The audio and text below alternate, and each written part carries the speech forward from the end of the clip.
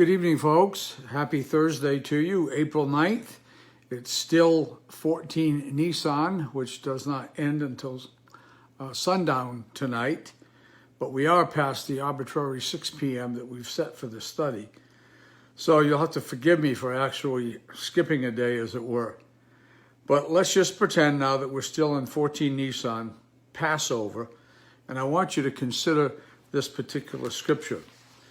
Exodus 12:6 says, "Now you shall keep it, the unblemished lamb that was chosen on the 10th of Nisan, or April 5th on our calendar this year. Now you shall keep it until the 14th day of the same month. Then the whole assembly of the congregation of Israel shall kill it at twilight." And please remember that. Now, this day, 14 Nisan, was undoubtedly the longest day in Jesus' earthly life. It seemed like it would never end. There's so much that got crammed into the few hours. I'd probably go way beyond most people's attention span if I tried to tell everything that happened on that day here in one video. So I'm going to save some of the more in-depth things until tomorrow and perhaps even the day after. But suffice it to say that on this day, beginning after sundown last night, Jesus celebrated the Passover meal with his disciples, in which he instituted what we know as the Lord's Supper or communion. So much happened in the upper room in addition to just that meal.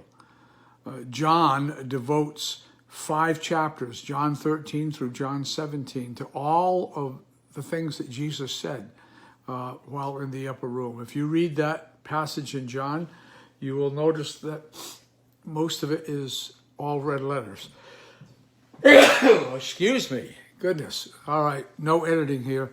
You just have to excuse me for that.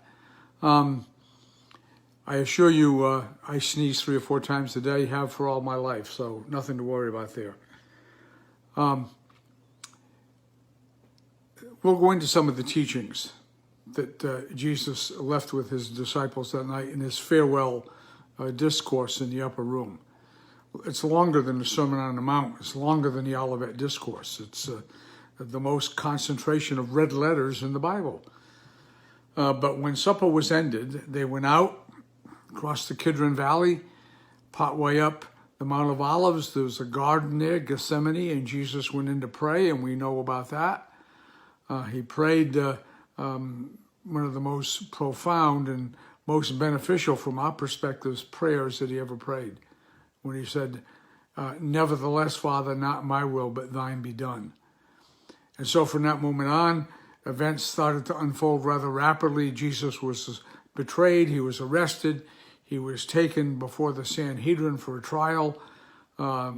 He was found by them guilty of blasphemy because he indirectly admitted that he was the Christ, the Son of God, and that he would in fact rise to the right hand of the Father and come back again in judgment. They couldn't stand that, but they also, because they were under Roman occupation, could not execute the death penalty, so they took him before Pilate. Pilate went through a mock trial until he found out that Jesus was a Galilean, so he sent him over to Herod, who was in town for the Passover. Herod had his fun with Jesus, he and his men. He was hoping that Jesus would perform a few miracles or magic tricks for him. And when that didn't happen, when Jesus remained silent, they whooped him around a little bit, put a purple robe on him, sent him back to Pilate. Pilate went through a couple more episodes of the mock trial, but most telling, in the middle of all of that, Pilate stood in front of the Jews and he said, "I find no fault in this man."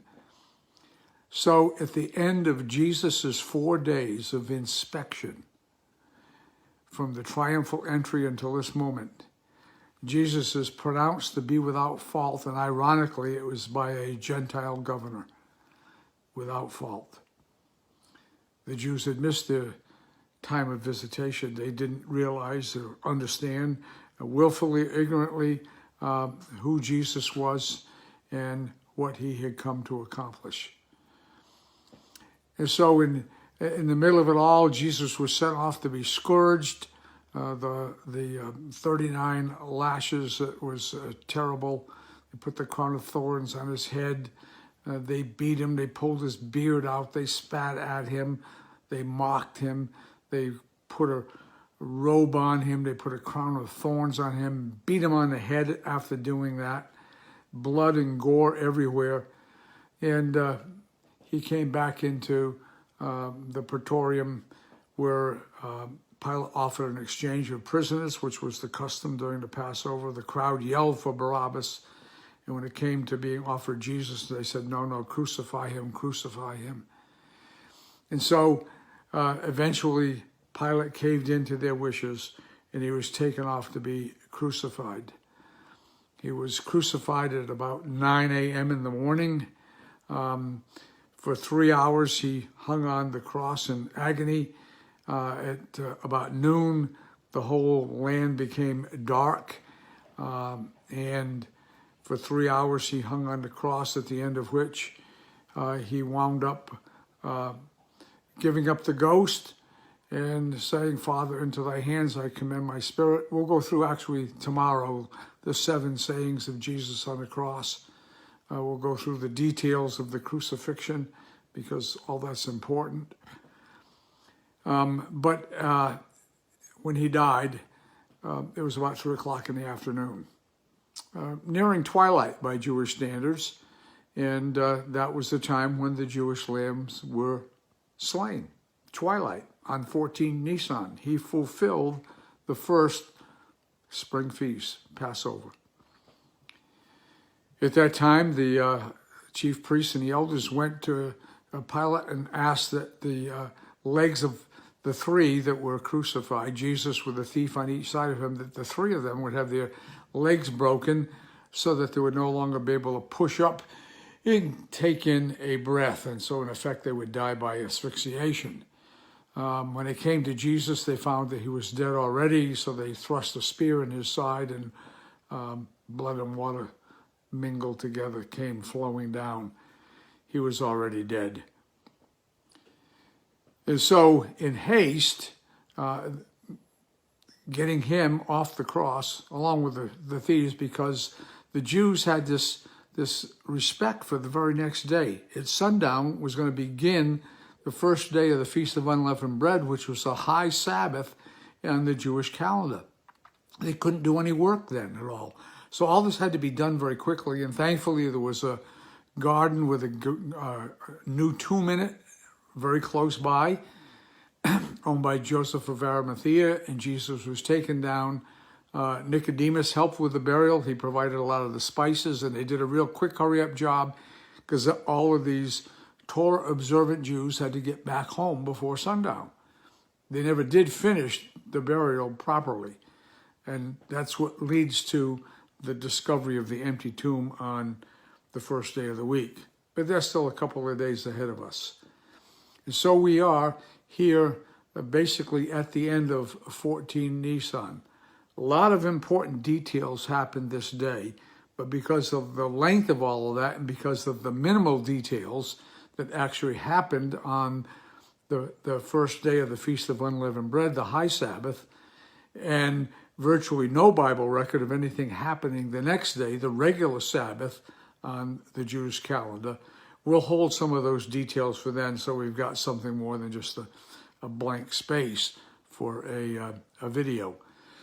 So that takes us to the end of 14 Nisan. At sundown, which is going to happen in about an hour here, local time, that will be the end of 14 Nisan, and we go into 15 Nisan. Like I said, that is the second spring feast of Israel called the Feast of Unleavened Bread. We'll talk about that some more tomorrow. I hope you had a chance to celebrate communion last night, doing it at about the same time locally here that Jesus would have done it almost 2,000 years ago with his disciples. What an amazing, fantastic year this is. where our calendar coincides with their calendar. And we can look in the Bible and we can appreciate and understand step by step everything that happened during this momentous week. So until we get a chance to meet in video land tomorrow, God bless you and have a wonderful evening.